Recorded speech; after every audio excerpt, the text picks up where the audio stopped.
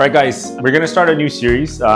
This is basically, I've reached a point where I've won WBC in about 3 years now, and I think a lot of people assume that once you win WBC, you already reach like the pinnacle of coffee knowledge and things like this. But in reality, doing World Barista competitions, you're working really only into one single fraction of what the coffee industry has to offer. And then I've been traveling the world, seeing many different things, and sometimes it's really hard to brush up into new techniques and learn new ideas. But today we have so many tools available online. There's so many wonderful resources online on YouTube or different channels. There's a lot of coffee professionals sharing knowledge, and also we have AI playing into the game. So I wanted to see and understand by myself if AI can help me improve my coffee skills. And I'm hoping that AI will really compile all the data that is available around the internet, and I can learn new techniques and new coffee knowledge and really improve myself as a coffee professional as well. So we're gonna be doing this series. I'm gonna be asking several different questions, things that I am curious about, and hopefully things that you guys are also curious about. So if you guys have any questions that you want me to ask AI to test out recipes, test out theories, and test out different things, I'm happy to try them as well. But we're gonna start out with some of my early on questions for this channel.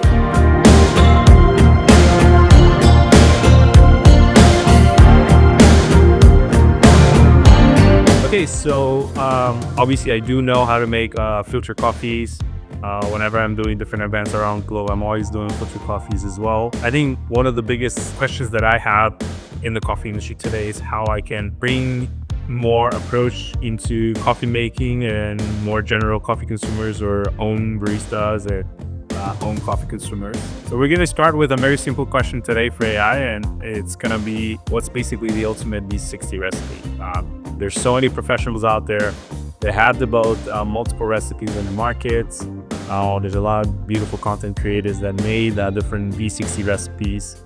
And let's try to find out what AI really thinks and showcases as the ultimate V60 recipe. Okay, so right off the top, when you ask AI here, we have dozens, and it says that there's multiple popular methods. And it mentions two barista champions. One is James Hoffman, obviously, and then it's also Tetsu Kazuya, who has brought up incredible V60 recipes into the world. But then it really suggests one single recipe, which is James Hoffman's ultimate 1 cup V60 technique. According to AI, it says that this is the gold standard for consistency, for clarity, a little bit of more sweetness into the recipe. So we're gonna try out the recipe.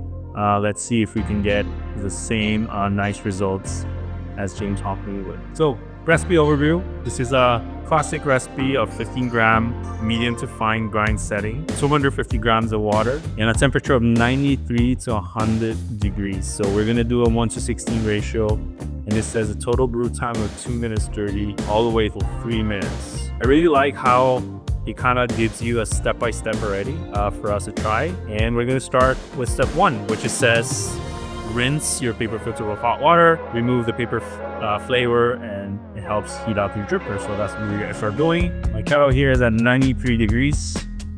And we're gonna start by rinsing paper filter. Okay, this is the first step. We're gonna add 15 grams of coffee into the filter. We're gonna discard this. It really has the step-by-step of everything. It says here, dump the water out, and we're gonna get 15 grams of coffee. Yep, exactly 15 grams over here, and we're gonna add the 15 grams of coffee. And then just so you know, it says it gives you a small tip to make a small well into the center of the brewing bed. So in here, it says you can add a small well in the center with your fingers also. I'm gonna do just like it says with the finger. We're gonna have a nice little small hole here in the middle and place the setup on top of the scale, which is right here. And we're gonna start with the step number 2, which is the brew. It's saying 15 grams of water from 0 to 45 seconds. And then we're gonna start the timer immediately. And it says pour the 50 grams with swirling motion. That's exactly what we're gonna do. I will start the timer, swirling motions all the way to 50 grams. 45 seconds, we're gonna let it degas for this balloon phase. And then once we hit 45 seconds, we're gonna go into 1 to 15, all the way into 1 to 15 minutes. And we're gonna add up to 100 grams of water. So it says total of 150 grams. So we're gonna add 100 into the pour, but it says 4 concentric circles in the center outward, keeping the stream very steady. A lot of different ticks, here we go, seconds, all the way to 150. And then once it hits 1 minute and 15, it says the second pour, we're gonna go all the way to 250 grams. So we're adding 100 grams of water. And then it says, when it hits the mark of 1 minute 45, ask you to do a gentle swirl to knock off the grounds that are in the wall of the dripper. And we're gonna let the water draw down all the way into the end of the brew. It gives out some other tips like the flat, level bed of the grounds will help with eating instruction. The bed is slope, it tends to get stuck on higher areas of the filter paper, so it won't be as effective, or water might bypass during the filter of the coffees. Okay, so hopefully after this, we're gonna get the gold standard for V60 recipe. So here I'm hitting the mark of 2 minutes 45, 2 minutes 50, and almost at 3 minutes. Obviously, there are many other tips that we can give out and when making a V60 recipe.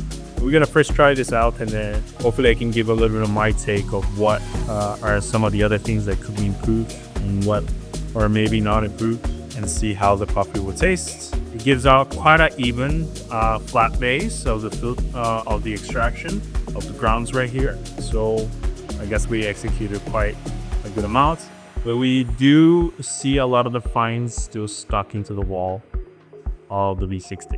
Okay, so now let's try the coffee. So we are brewing today a Brazilian coffee. This is a coffee produced in our farms in Espírito Santo. It's a pulp natural coffee. I know this coffee very well. This is a coffee that's very clean, has citrus notes, beautiful floral notes. I am very familiar with the quality level of this coffee. So let's see how it applies to the ultimate V60 recipe according to AF. Temperature's a little warm still, but the coffee is already exhibiting some of the qualities, like I have a little bit of brown sugar cane flavors coming out. I'm hoping that the acidity will start creeping up a little bit more as it cools down.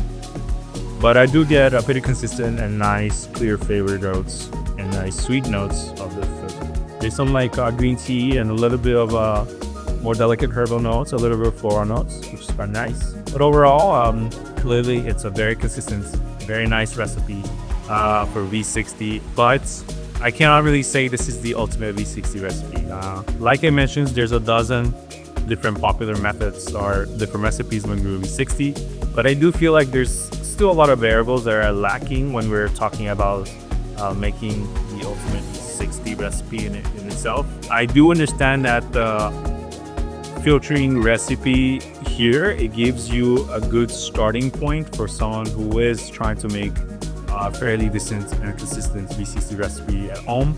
But there's so many other variables, and I feel like if I were a newcomer into filter coffee, I would still be confused by a lot of different things.